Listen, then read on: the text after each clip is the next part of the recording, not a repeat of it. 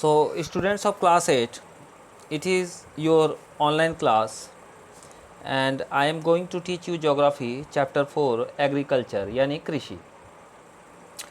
Gurpreet, Madhu and Tina were walking through the village where they saw a farmer tilling land. Gurpreet, मधु और टीना जो थे एक गांव से गुजर रहे थे और वहां उन लोगों ने एक किसान को खेत की जुताई करते हुए देखा. The farmer told them that he was growing wheat and had just added manure to the soil to make it more fertile.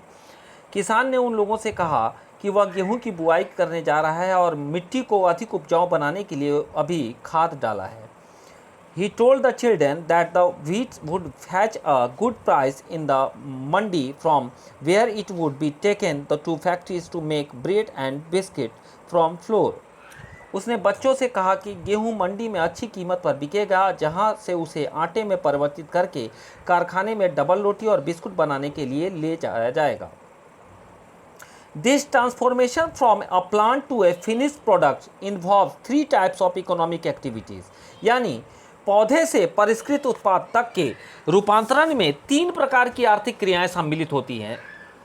These are primary, secondary and tertiary activities. यानी ये प्राथमिक, द्वितीयक और तृतीयक क्रियाएं कहलाती हैं.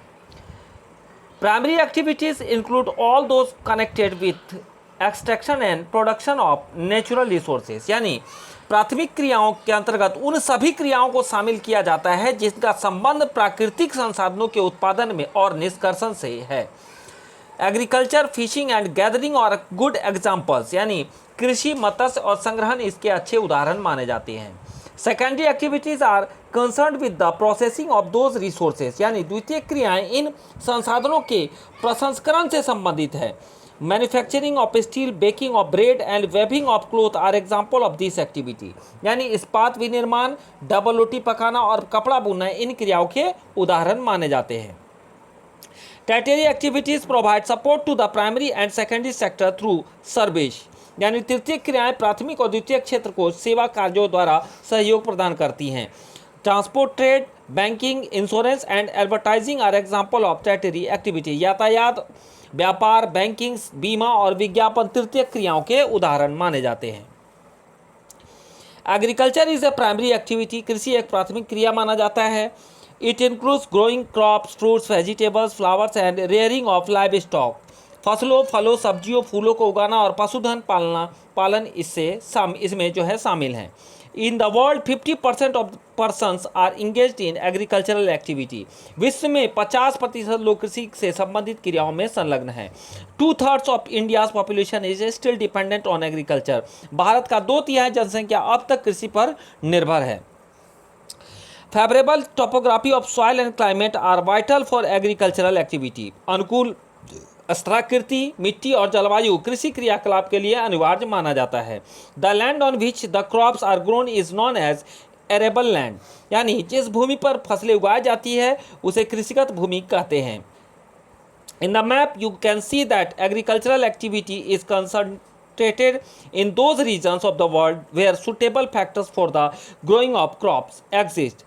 आप जो है मानचित्र में देख सकते हैं कि कृषि क्रियाकलाप विश्व में उन्हीं प्रदेशों में संकेंद्रित हैं जहां फसल उगाने के लिए उपयुक्त कारक जो है मौजूद होते हैं. Next, agriculture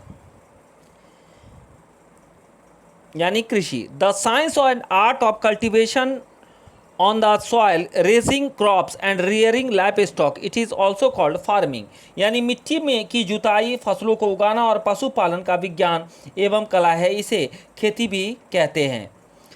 sericulture, commercial rearing of silkworms. It में supplement the income of the farmer. रेशम के कीटों का वाणिज्यिक पालन या कृषक की यानी किसान की आय के में पूरक हो सकता है. नेक्स्ट, पिसीकल्चर यानी मत्स्य पालन.